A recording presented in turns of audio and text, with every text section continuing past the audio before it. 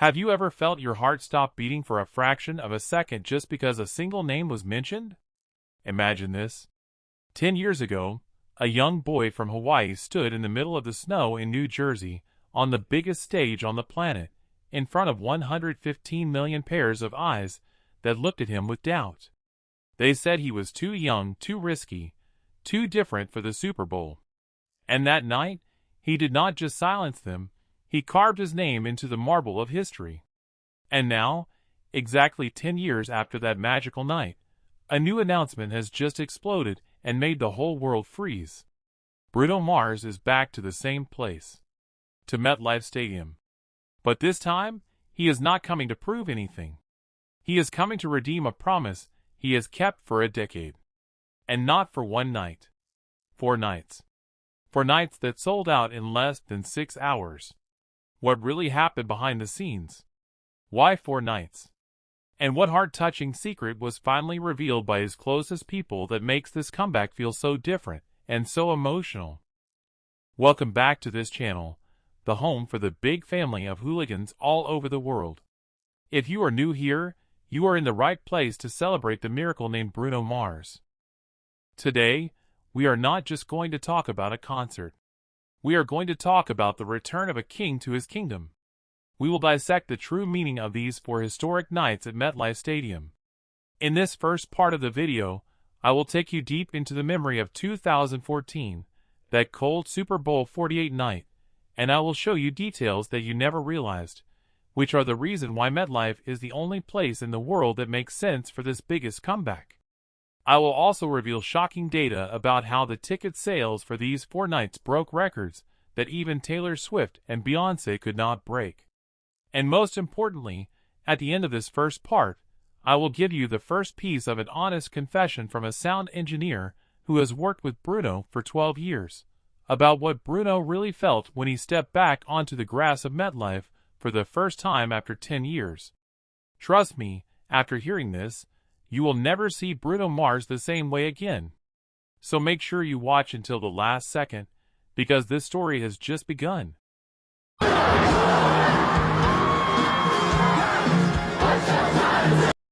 Let us take a breath for a moment and go back in time.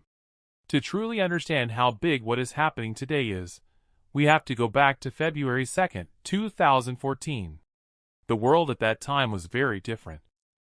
At that time, Bruno Mars was only 28 years old. He had just released his album Unorthodox Jukebox. He was a rising star, but he was not yet the legend we know today. When the NFL announced that Bruno Mars would be the headliner for the Super Bowl halftime show, the internet exploded, but not because of excitement. It was because of doubt. Major American media questioned the decision. They wrote articles with painful headlines. Is Bruno Mars big enough for the Super Bowl? Can this kid fill a stage usually filled by Michael Jackson, Prince, and Madonna? The pressure was unreal. Imagine a kid who grew up imitating Elvis Presley on a small stage in Waikiki, suddenly having to carry the weight of the expectations of 115 million Americans on the coldest night in Super Bowl history. The temperature at that time reached minus 10 degrees Celsius. The wind was blowing hard. And Bruno, in his glittering gold suit, with his signature nervous smile, stood behind his drum set. What happened next is history that we all memorize. That iconic drum beat.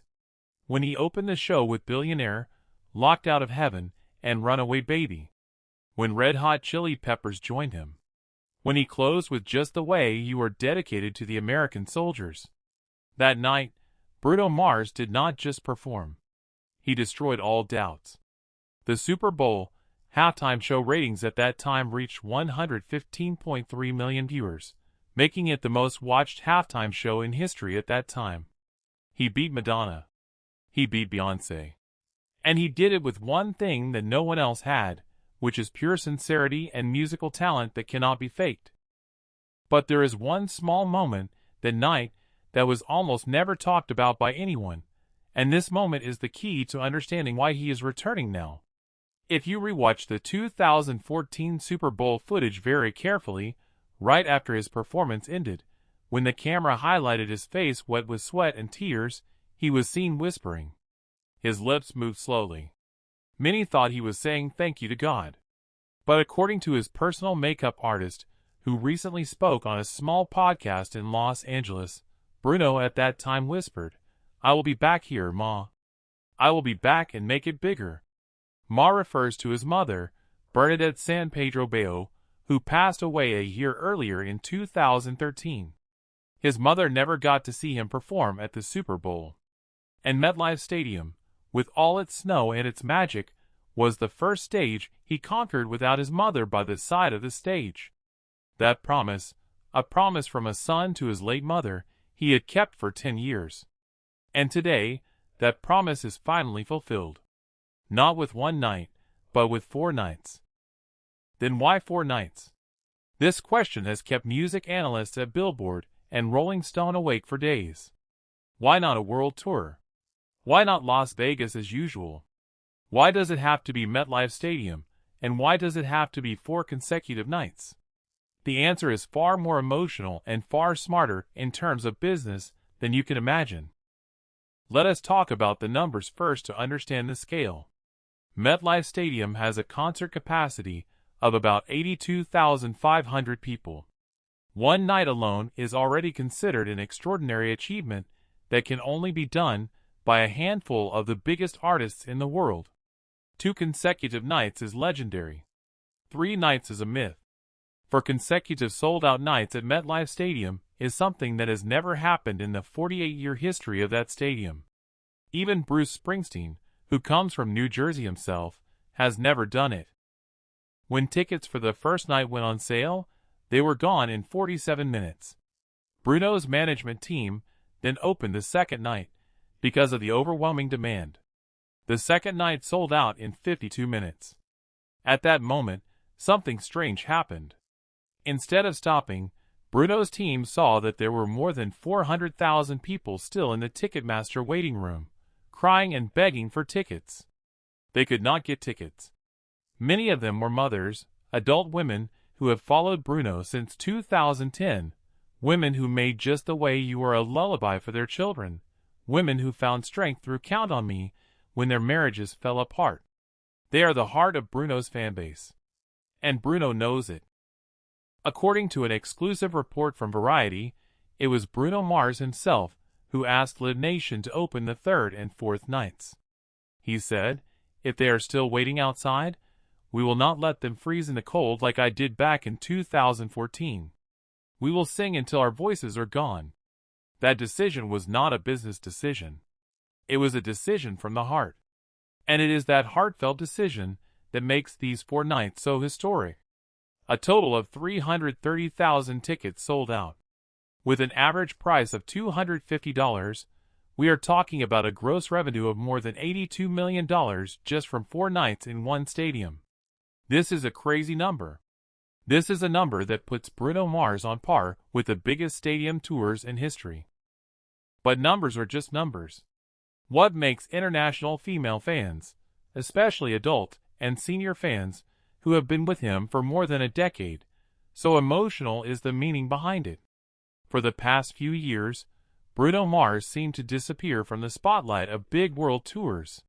He chose to do an intimate residency at Dolby Live in Las Vegas. Many speculated, has his charm faded? Has Bruno's era ended? Is he tired? And now we get the answer. He did not disappear. He was preparing something. He was sharpening his legendary band, the Hooligans, again. He was rebuilding his dream stage. A loyal fan named Margaret, a 62-year-old woman from Ohio, wrote an open letter on Facebook that went viral and was shared more than 20,000 times. She wrote, "I saw Bruno in 2011 in a small theater. I saw him again at the Super Bowl on television with my late husband. My husband said, 'This kid will be a legend.' Now my husband is gone, and I will go to MetLife alone for all 4 nights. I am not going to see a concert. I am going to reunite with my husband's memories, and to say thank you to the young man who has been the soundtrack of my life." Letters like this flooded social media. Thousands of similar letters. This is what other artists do not have. A connection so deep, so personal, so motherly, and so sincere. Bruno Mars does not just sing love songs. He sings our lives. And now, let us get into the most touching part of this part 1. As I promised, I will share a testimony from an insider. 2 weeks ago, before the official announcement of these 4 nights was released to the public, Bruno Mars and his entire band the Hooligans made a secret visit to MetLife Stadium. No media. No cameras. Just them, and the empty stadium covered in a thin layer of snow, very similar to the Super Bowl night 10 years ago. Charles Moniz, Bruno's legendary sound engineer who has been with him since the first album, told about that moment in an interview that was almost missed. He said, "We walked to the middle of the field. The stadium was empty, completely silent. You could hear the echo of your own breath. Bruno stood exactly at the spot where his drum set used to be in 2014. He was silent for a very long time, maybe 2 or 3 minutes. Then he knelt down, touched that synthetic grass, and he started to cry. Not a loud cry. A silent cry. Tears just flowed. He then stood up and said to all of us, 'Friends, 10 years ago, we came here as kids trying to prove ourselves to the world. Tonight, 10 years later, we come back as a family that wants to give something back to the world.' That night was not about music. That night was about coming home." Imagine that. A global superstar, a man who has won 15 Grammys, who has a fortune of hundreds of millions of dollars, kneeling in the middle of an empty stadium and crying because of a promise to his mother. This is the Bruno Mars we love. This is why this comeback is called the biggest comeback. This is not about ego. This is not about money. This is about a circle that is finally closing. About a little boy from Hawaii who finally returned to the place where he once felt most alone and most afraid, and turned it into a place where he feels most loved. In this video we have opened the gateway. We have understood why MetLife is so sacred. We have understood why 4 nights is a statement of love, not just a sales strategy. But a bigger question still hangs. What will he bring on stage for 4 nights? Will there be new songs never heard before? Will there be a surprise reunion with Anderson .Paak as Silk Sonic? And most shockingly, is it true that there is a rumor that Bruno has prepared a special 10-minute tribute to his mother that will involve a gospel choir and 80,000 candles in the stadium? I want to hear from you, my most loyal hooligan family.